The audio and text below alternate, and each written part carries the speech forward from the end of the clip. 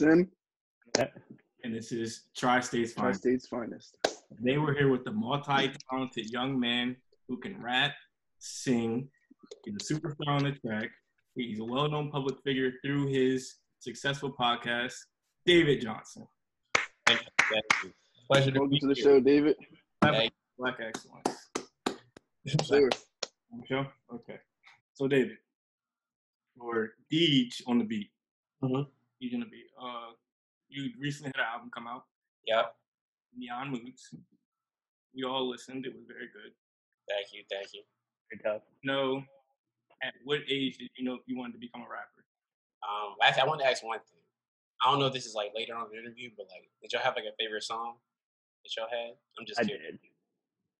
My favorite song is like not JG the Booker, the intro part, but like the first song. Okay. Honestly, like Lauren London.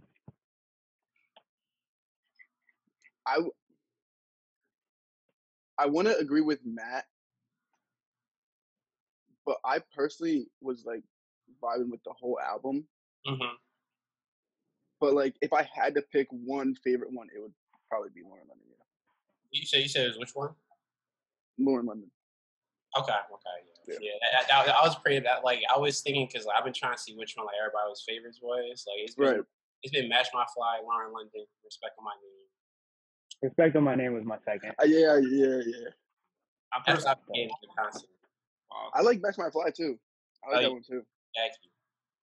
But yeah, to answer your question, you said when did I start? Yeah. Well, it was weird. Like, I guess I started like writing actual lyrics. At first, I did poetry and stuff. Because a lot of people don't know. Like, when I first like got into music, I wanted to be an R&B singer. Not gonna cap. I wanted to be like Usher, but like I couldn't sing at the time. So I'm like, all right, like if I can't sing like that, I'll just rap. So I was doing a lot of poetry and stuff. I stayed like 7th grade, but I didn't start putting stuff out until 8th grade. So yeah, I was like around in middle school. It was like when I first started like actual music. That's really cool though. Yeah. Are we gonna get a singing album? I mean, I've gotten more confident in singing because before I'm like, nah, I'll probably sound trash. Like a lot of songs I didn't do it, but I started doing them more and people actually like it. I got people that say they prefer like my singing sometimes over my rapping. So it's like, right, yeah, because I was just watching a video and it was on like singing rappers versus like flow rappers, and like with me, like I personally like enjoy that versatility that like rappers have, because like rappers can have a certain flow and it just work, like they don't have to change their flow, and then other rappers say like Roddy Ricch, right? He can flow rap and then he can go and sing it up a little bit. You know what I'm saying? But like I enjoy that versatility, but like not everyone has to do it because they're successful. So. Hey, that's very true. Years have been trained like the past like 8 to 10 years to have to hear versatility. Like I think Lucas is an amazing rapper, but because he's not switching, it's like it gets mad boring real quick. That's one thing I'm really big on, because like in my tape, like I feel like each song was kind of different in its own way. You know? Like, right. I wanted to make sure, like, if you don't like this song, you'll like this song. Like, someone had a song that they would like. That was my goal. Mm-hmm. See, and that's really good, because I don't hear a lot of people say that, because like, especially like some albums will just have like 1 or 2 really hot songs, and then the other ones just be like, all right. But like that's like, I think that's really unselfish of you to be like, you know what, if someone doesn't like this song, I got you, because I know you're definitely gonna like this one. So that's really cool. Yeah, I feel like I covered a lot on the album, versatile, bars wise. It was a really good project. Thank you, guys. Definitely. I got a question. What's up? About your freestyles on Instagram. Okay. Where do you choose like which song, or how do you choose which song you want to freestyle and remix? Well, one thing I do is I usually ask people around. Like I'll text some of my boys and I'm like, yo, like, should I do a freestyle of this one or that song? Like whenever I just find a beat, I just start writing to it. Most of the freestyles, it's weird. Like they don't really take me that long to write. It's just a recording process because I want to make sure it sounds official. So I'll just find a beat off YouTube, I'll write to a few of them. I do a few of them, and then I'll send it to like my friends. Like, yo, like which one y'all mess with? Like, I remember I did like the Broken a Minute freestyle. It was between that or like a Possible Dior freestyle. I did them all the same day, but like I still wasn't sure which one I liked. So I just do multiple freestyles, and like it's more exercise, like lyrical for me, than like really just like I'm just doing it just to do it. Like it's more just helping me than like hurting me. I see it. Yeah, it might be exercise. You're getting thousands of views on the gram every time you post one. I know. It's crazy because like I be making them. I'm just like, yo, what if this one like flops? Like, what if like no one watches this joint? Because and like that's how it is. But like how you were saying on your album, you definitely make songs that correlate to everyone. Yeah. And like I mean, sometimes that kind of stuff can happen. I mean, especially with some rappers, some R&B singers and stuff like that. Like some people can really feel a song, and then the other one's just like, eh. And then like that's when you get to know your audience more. It's just like, okay, well if they don't really like this much, all right, cool. I just stick to what I was doing. Yeah.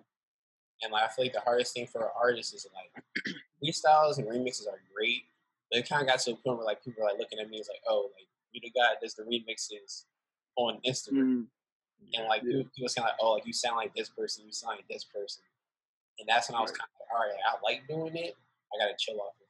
I can't do it every week type of thing. Because at some point you want to have your own sound. Exactly. So you're tired. I mean, it's cool to like be like, oh yeah, you sound like him. You sound like him. Well, I'm trying to sound like me.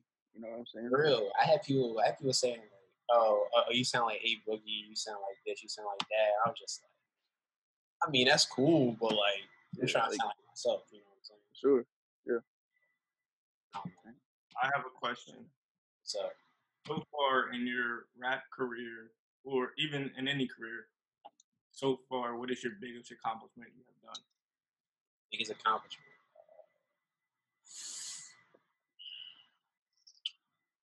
I feel like music wise, like low key, like just putting out this project was one of my biggest accomplishments because one thing I realized was when I put it out, I didn't expect so many people to like gravitate it so quickly. Mm-hmm. Of course, like it's not like blowing up. I definitely reached more people than I thought I was going to at first, and I had different people that like was like different, like different. I wouldn't even say like people that were in the industry, but people that are really big into music was DMing me and like liking my posts, and like people were showing love, which is crazy just seeing that for my first tape.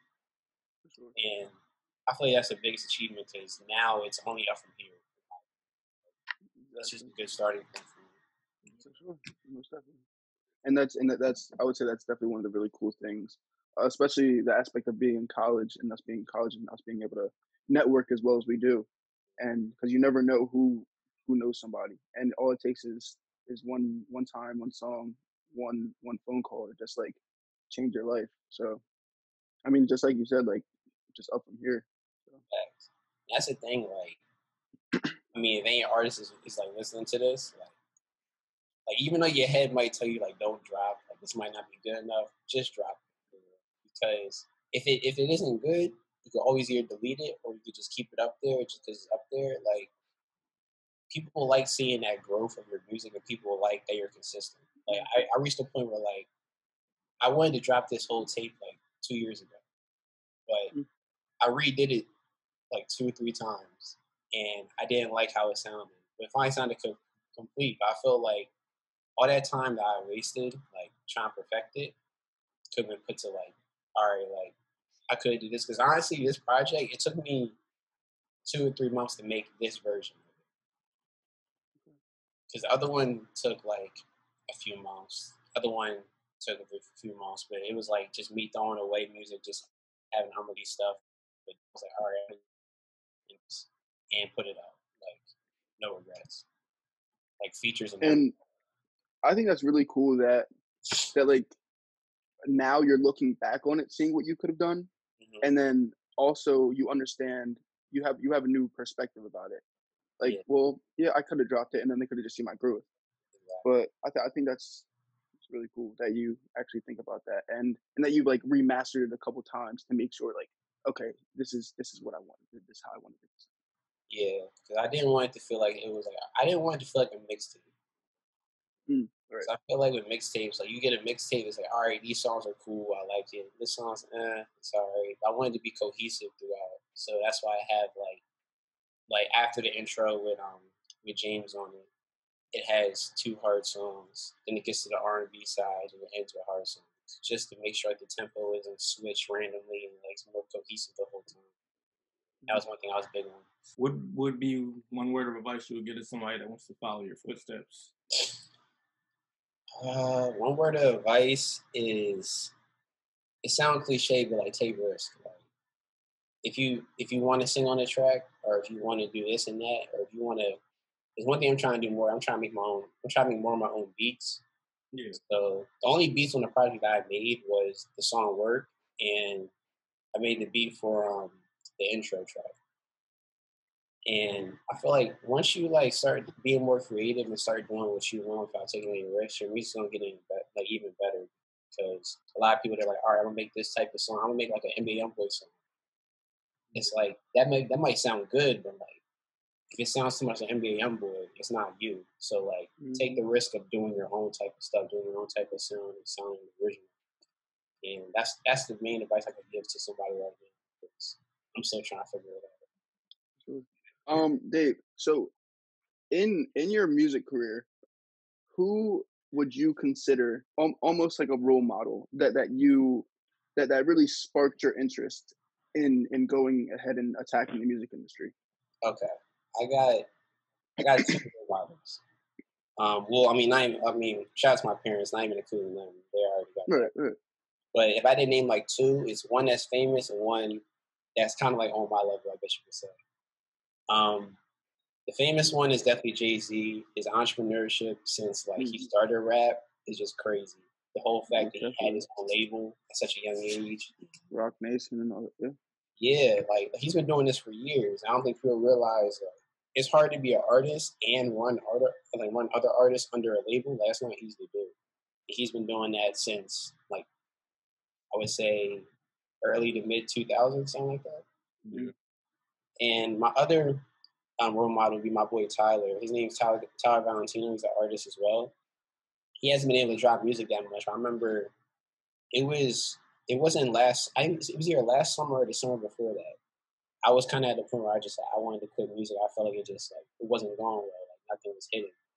And then he hit me up and was like, "Yo, I'm trying to do music." And I'm like, "All right, like everybody hits me up to ask to do music, but like who's really gonna actually do music?" But, like, he came to my crib, he recorded 2 freestyles, put them out. Like he was being more consistent than I was, and he just started rapping in 1 month.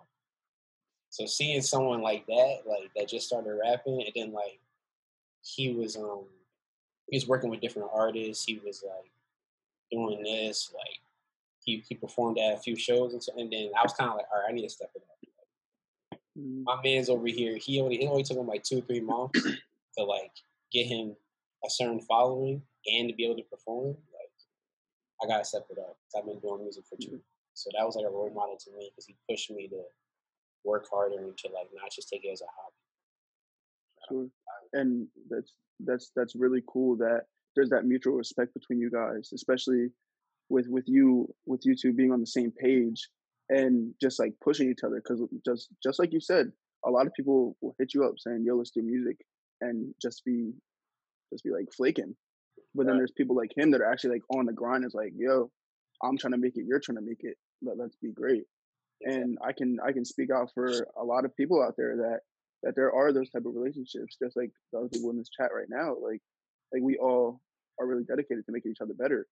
And I think that's the beautiful thing in all this, because when you have people that are really on the same mindset that you are, a lot of things can happen. A lot of great things can happen. So I think that's really cool that you 2 really grinded like that, and you found somebody that wanted to be great just like you, and go and do everything that the top rappers are doing right now. And I think I give you guys props, bro. And like that's why I respect y'all as a collective, because like, I bet like y'all probably just hit up a group chat and was like, "Yo, we trying to do this podcast, y'all down."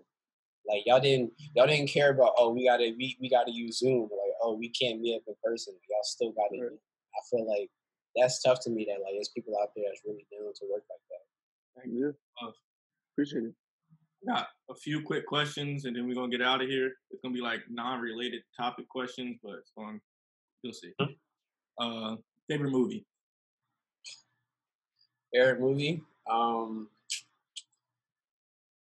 It's always between.